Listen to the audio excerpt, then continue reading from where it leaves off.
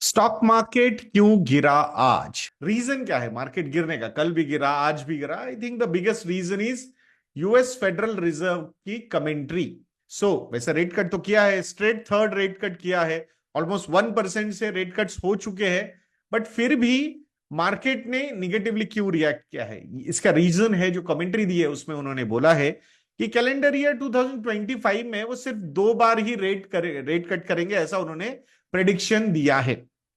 पहली बात आप लोगों को बता दूं कि ये जो प्रेडिक्शंस होते हैं ना, ये इतने शॉर्ट टर्म होते हैं कि आने वाले 2 महीने या 3 महीने के बाद क्या करेंगे ये लोग, I think it's better not to predict. It's like कि प्रेडिक्टिंग स्टॉक मार्केट, उस तरीके से पॉलिसी रेट्स के भी प्रेडिक्शंस हो चुके हैं। So though the trend is downward, but it's better not to speculate about कि कितने नंबर ऑफ रेट कट्स होंगे, भले ही उनके मुंह से उन्होंने बोला हुआ है।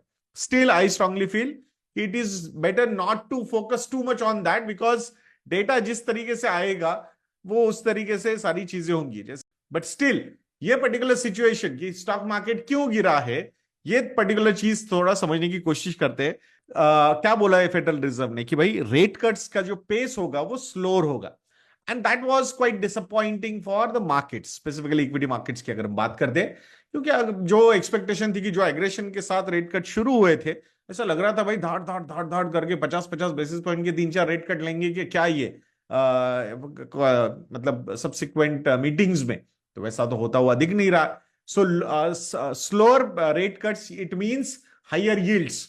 यील्ड्स की भी अगर हम बात करेंगे, 10 ईयर जिसे यील्ड इट्स एट ऑलमोस्ट 4.5 या 4.6% तक वो ऊपर जा चुके हैं यूएस की 10 ईयर जिसे yield. I think higher yields ये ओवरऑल इक्विटीज के लिए, ग्लोबल इक्विटीज के लिए ही निगेटिव है। और स्पेसिफिकली अगर इंडियन इक्विटीज की हम बात करते हैं तो यूएस में यील्ड्स ऊपर होना, यानी हमारे रुपये के लिए वो डिप्रिसिएशन का एक स्ट्रेट अवे रीजन मिल जाता है। And that's what we have seen. $1 is equal to now 85 rupees. तो वो भी एक जो लेवल थी वो भी रुपये ने क्रॉस कर दिया है, डॉलर ने क्रॉस कर दी है। So that is also negative for the Indian markets. तो वही चीज यहां पे हो रही है। अब ये जो इंटरेस्ट रेट हायर ऊपर होना या यील्ड्स ऊपर होना, इसका और एक क्या रिएक्शन होता है कि लोन की जो ग्रोथ है या लोन की जो डिमांड है वो भी लोअर साइड में होगी। अगर लोन की डिमांड लोअर साइड में होगी तो जो कंपनीज इस पर्टिकुलर लोन्स की वजह से जिनके प्रोडक्ट्स की डिमांड क्रिएट होती है, वो पर्टिकुलर चीजें भी उससे इंपैक्टेड रहेंगी। तो obviously sales will be on a lower side. So lower sales, higher interest cost, lower margin, lower profits. तो उसका नतीजा क्या होता है? उसका नतीजा सीधे सीधे स्टॉक प्राइसेस पे हो जाता है।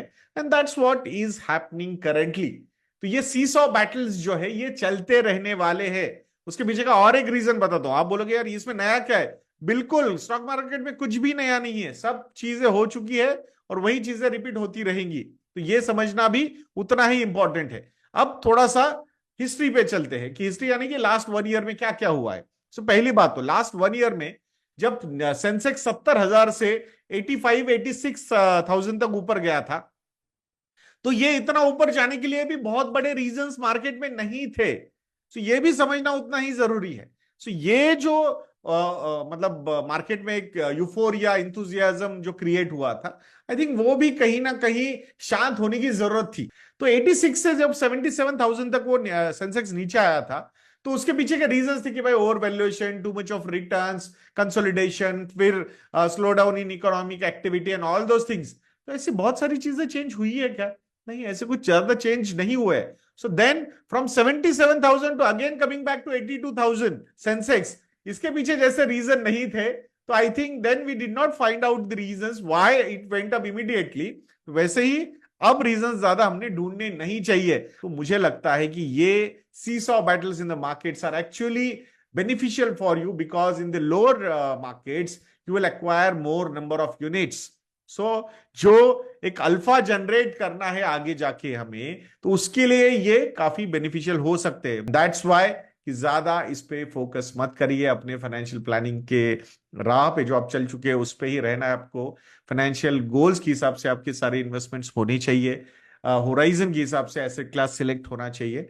And you should keep on following this particular method. आशा करता हूं कि ये छोटा सा वीडियो आप लोगों को बिहेवियर मैनेजमेंट में काफी हेल्प करेगा। अगर बिहेवियर मैनेजमेंट में ये वीडियोस आपको हेल्प कर रहे हैं तो कमेंट सेक्शन में लिखना मत भूलिएगा दोस्तों। और ऐसे वीडियोस के लिए चैनल पे बने रहिए।